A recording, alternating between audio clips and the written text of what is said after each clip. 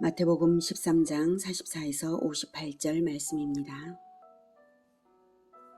천국은 마치 밭에 감추인 보화와 같으니 사람이 이를 발견한 후 숨겨두고 기뻐하며 돌아가서 자기의 소유를 다 팔아 그 밭을 사느니라. 사랑하는 형제 여러분, 6월 18일 토요일 저녁 묵상에 오신 것을 환영합니다.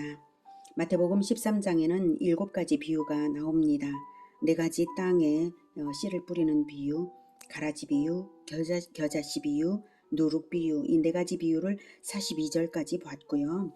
이제 44절부터는 밭에 감추인 보화 비유, 진주를 산 장사 비유, 물고기 그물 비유, 이렇게 3가지 비유가 나올 것인데요. 7비유를 베푸시고 난 다음에 7비유 전체가 걸린 가장 중요한 비유를 하나 더 말씀하십니다. 자, 이제 밭에 감추인 보화 비유를 먼저 보겠습니다.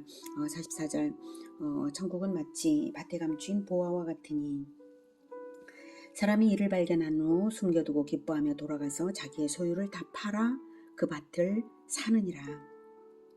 밭에 감추인 보화와 천국은 어떤 점이 같을까요? 그것은 전 재산을 다 팔아도 아깝지 않을 만큼의 가치를 가졌으므로 모든 것을 대가로 줄만 하다는 점입니다. 중요한 포인트는 천국의 가치를 발견한 사람은 어떻게 그것을 소유하는지를 알아서 신속하게 대가 지불을 한다는 것입니다. 대가 지불을 하기를 대단히 기쁘게 적극적으로 해서 자기가 소유하는 것이 바로 지혜입니다. 대가 지불이 핵심입니다. 천국은 사는 것입니다. 저는 교회가 바로 보화가 감추인 밭과 같다고 생각해서 교직을 버리고 기꺼이 목사가 되었습니다. 사례비를 받기 위해서 목사가 된 것이 아닙니다. 교직에서는 사람을 영원히 얻을 수 없지만 교회에서는 사람을 영원히 얻을 수 있습니다. 복음의 말씀을 전하여서 회개하게 하면 하나님이 그 사람을 우리 교회를 통해서 얻은 것이거든요. 이보다 더 귀한 보배가 있습니까? 교회는 보화가 끝없이 감추인 진귀한 밭입니다. 저의 일생을 바쳐서 충성을 해도 전혀 아깝지 않은 밭입니다. 그래서 교회를 통하여서 하나님께서 사람을 얻으시도록 저를 대가로 지불해 드리는 것입니다. 45절. 또 천국은 마치 좋은 진주를 구하는 장사와 같으니 극히 값진 진주 하나를 발견하며 가서 자기의 소유를 다 팔아 그 진주를 사느니라. 44절과 비슷하죠. 아주 기쁘게 모든 것으로 대가 지불을 해서 천국을 얻는다는 점이 같습니다.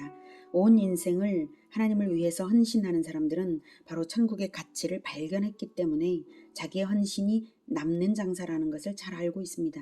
그래서 순교를 한다 할지라도 아깝지를 않고 심지어 순교를 소원하는 사람도 있습니다. 천국에서 얻는 것은 이 땅에서 버린 것과는 비교할 수 없는 큰 보상으로 돌아오는 것입니다. 이 땅의 것은 아무것도 영원한 것은 없습니다.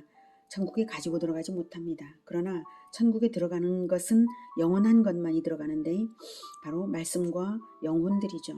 천국의 것을 얻기 위해 이 땅의 것을 잃는 것은 어리석은 것이 아닙니다. 영원한 것을 얻기 위해 이 짧은 한 생애를 바치는 것은 아까운 것이 아닙니다. 이런 남는 장사가 그 어디에도 없습니다. 그것을 아는 사람은 자기의 모든 것을 바쳐서 천국을 삽니다. 눈에 안 보이는 천국을 어떻게 사냐고요? 무엇으로 대가 지불하냐고요?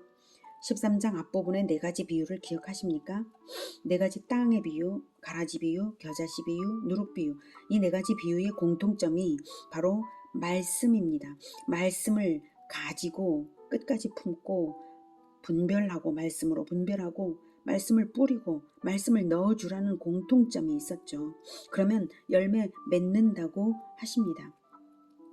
눈에 안 보이는 천국을 말씀으로 사십시오. 말씀을 가지고 품고 분별하고 뿌리고 넣어주는 일에 물질과 수고로서 대가를 지불하십시오. 그러면 하나님이 일하시며 열매 맺습니다. 말씀을 가지고 품고 분별하는 영혼들이 바로 열매요 보배요 천국입니다. 하나님의 말씀은 영원하기 때문에 하나님의 말씀을 가진 자는 영원히 삽니다. 천국에는 말씀과 영혼들만 들어갑니다. 이 땅에서 다른 것들은 천국에 들어가지 못하지만 말씀에 연합된 영혼들만이 들어갑니다. 말씀으로 사람을 구하고 얻어내는 것이 보배 중 보배요.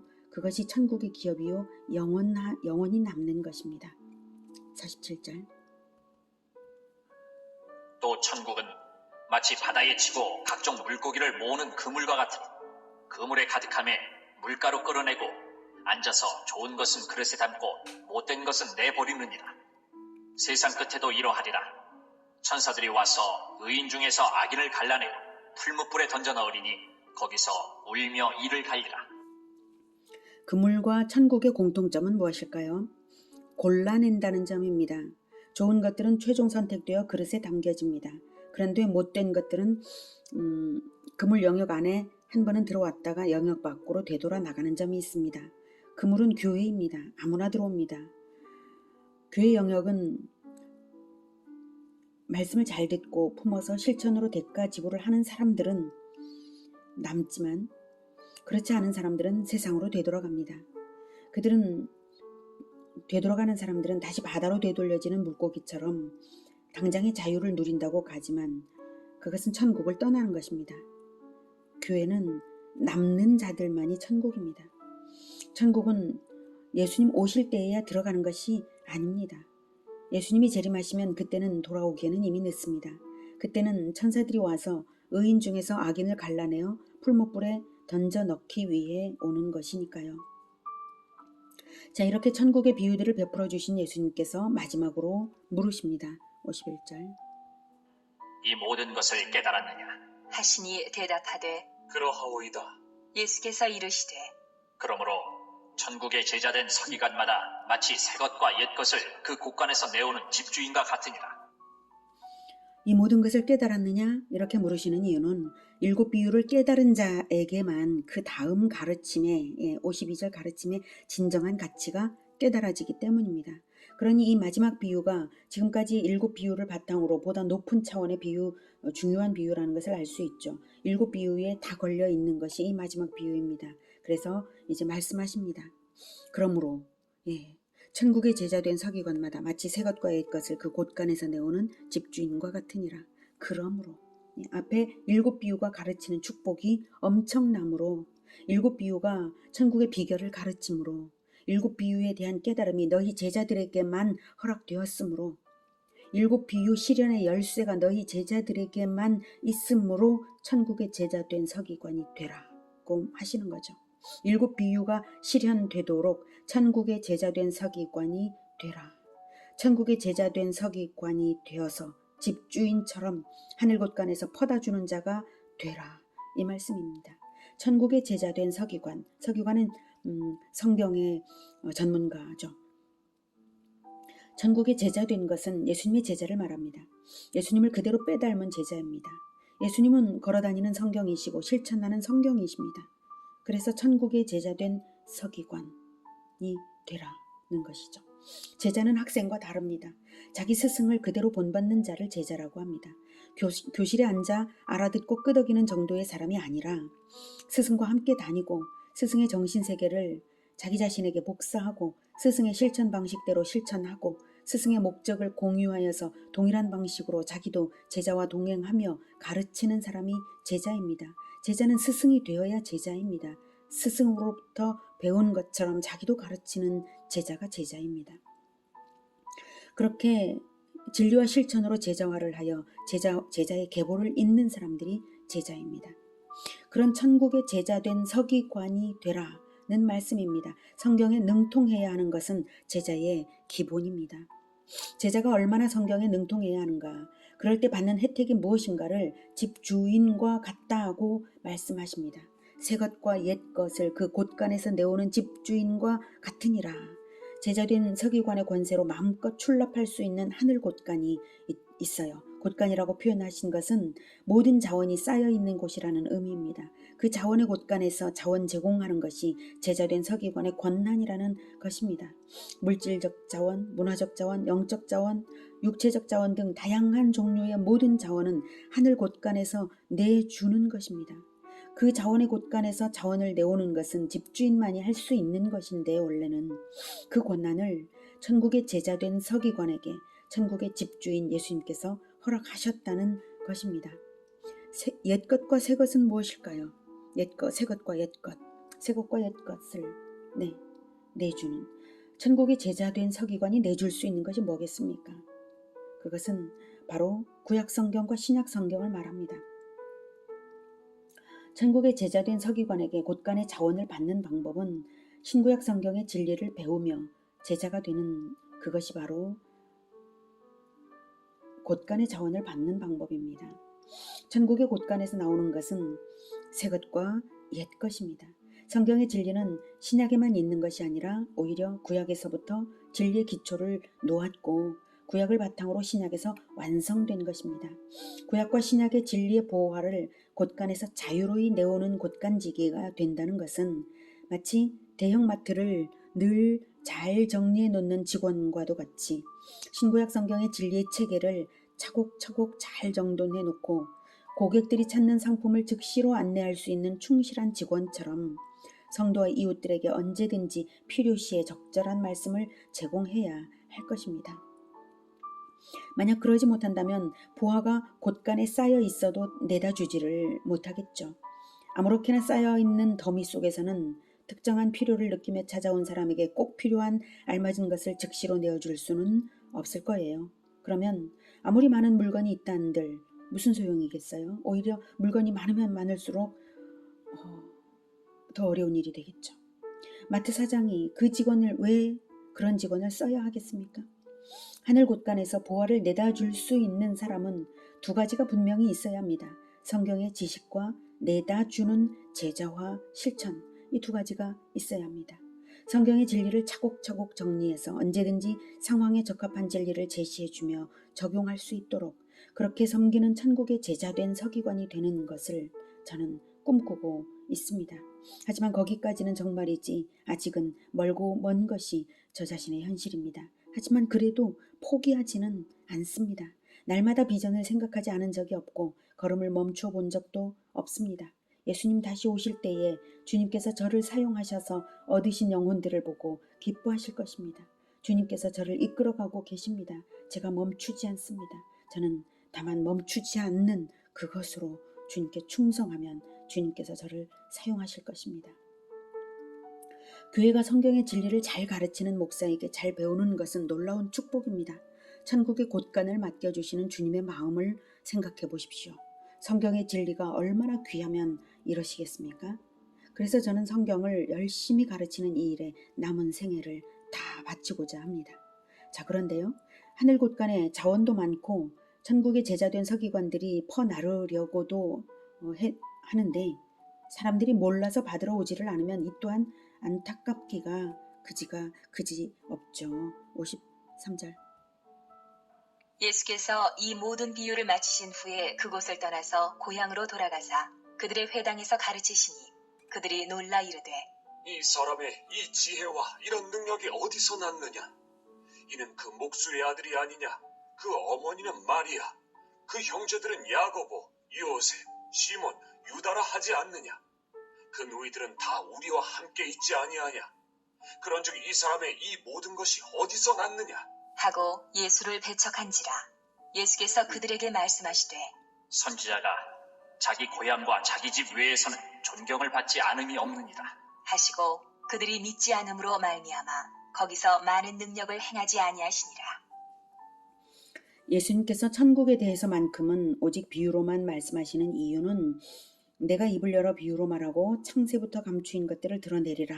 즉 극히 귀한 비결이므로 함부로 공개하지 않는다는 의미도 있고요. 극히 귀한 비결이니 제발 좀 알아들어 달라는 역설적인 의미입니다. 내가 입을 열어 창세부터 감추인 것을 드러내리라. 제발 좀 알아들어 달라. 이런 역설이 있는데 예수님의 본심은 제발 좀 알아들으라는 것입니다. 그래서 귀 있는 자는 들으라 라고 구절에서도 말씀하신 것입니다. 귀 있는 자는 제발 들으라. 누구나 귀가 있잖아요. 제발 들으라 하신 것인데 그런데 이 극히 귀한 비결들을 가지고 복음을 전했을 때 고향 나사렛 사람들은 예수님을 배척했습니다. 54절에 고향으로 돌아가사 그들의 회당에서 가르치시니 그들의 회당에서 유대교 회당을 말합니다. 마태복음이 기록될 즈음에는 유대교에서 그리스도인들이 출교를 당하면서 그리스도인 공동체가 형성되는 시점인 것 같고요. 마태복음은 그리스도인 공동체에게 보내는 편지였으므로 유대인 회당을 그들의 회당이라고 말하는 것입니다.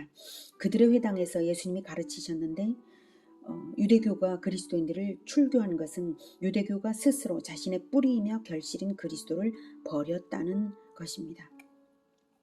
그런데 유대인들이 예수님을 배척한 이유는 그들이 더 나은 진리를 가지고 있어서도 아니고 예수님의 설교에 허점이 있어서도 아닙니다. 54절에 이 지혜와 이런 능력이 어디서 났느냐, 어디서 배웠냐고 묻는 것이 아니고 그 지혜와 능력의 기원을 확인하여 믿고자 하는 것도 아니고 자기들의 완고한 편견으로 권위의 기원을 의심하는 것입니다. 말하자면 개천에서 용이 날 리가 없으니까 아무리 지혜롭게 말해도 능력을 행해도 개천의 지렁이 정도로만 보겠다 이 뜻이죠. 예. 아무리 지혜롭게 말해도 그것을 안 믿겠다고 결단하는 것입니다. 그것에 대해서 반박할 진리는 자기들에게 없으면서 말입니다. 55절에 그 목수의 아들이 아니냐. 요셉의 직업은 목수였죠. 목수집에서 무슨 목사가 나겠냐는 뜻이죠. 그들은 또한 예수님 형제들의 평범함을 근거로 예수님의 가르침을 배척했습니다. 그 어머니는 마리아, 그 형제들은 야고보, 요셉, 시몬, 유다라 하지 않느냐? 그 누이들은 다 우리와 함께 있지 않냐? 아니하냐? 네, 참 이상한 일이죠. 가르침은 진리를 근거로 분별하며 판단을 해야 할 일이지 왜 설교자 형제의 어떠함을 가지고 평가를 할까요? 그들이 진리를 알고 있다면 진리에 따라 분별력을 가질 텐데 진리가 없으니까 터무니없는 것을 기준으로 참된 가르침을 무조건 거부해 놓고 보는 것입니다. 진리의 빛을 찾고자 하는 마음이 없다는 증거입니다. 그러니 진리를 베풀어 주셔도 받을 수가 없는 것입니다. 귀는 있어도 들을 마음의 귀가 없는 것입니다. 예수님을 배척한 고향 사람들의 마음밭과 천국의 제자 되는 서기관의 마음의 근본적인 차이는 가르치신 예수님의 말씀이 진리인가 아닌가에 대한 견해 차이가 아니었습니다. 그것은 근본적으로 예수님을 따라하고 싶은가 그러기 싫은가 하는 실천 태도의 차이입니다. 실천 태도의 차이 때문에 목수의 아들을 따라하고 싶지 않다는 편견이 작동된 것입니다. 열심히 배워보려는 실천도 없어서 그런 것입니다. 진리를 알아듣고 실천하는 사람은 편견에 좌우되는 것이 없습니다. 이것이 그러한가 하면서 열심으로 배우고 분별하기 위해서 애쓰고 더 배우고 그리고 실천하면서 더 깨닫고 그러는 것이죠. 예수님께서 말씀하십니다. 선지자가 자기 고향과 자기 집 외에는 존경을 받지 않음이 없느니라. 예, 이거 격언을 사용한 표현인데요. 친밀성으로 인해서 오히려 고귀한 가치를 인정받지 못한다는 뜻입니다. 사람들은 원죄로 인해 정말 많이 왜곡되고 꼬였습니다. 그래서 가장 가까운 사람들이 오히려 소통되기 어렵기도 하죠. 여기서 예수님이 자기 고향과 자기 집은 나사렛만이 아니라 유대인을 의미하는 것입니다. 그래서 유대인에게 박해당하기 때문에 오히려 세계 모든 사람에게로 장차는 복음이 확산될 것을 암시하시는 말씀입니다.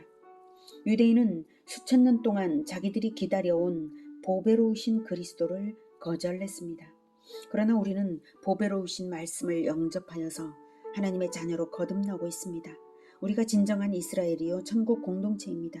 그러니 이제 어떻게 해야 하겠습니까?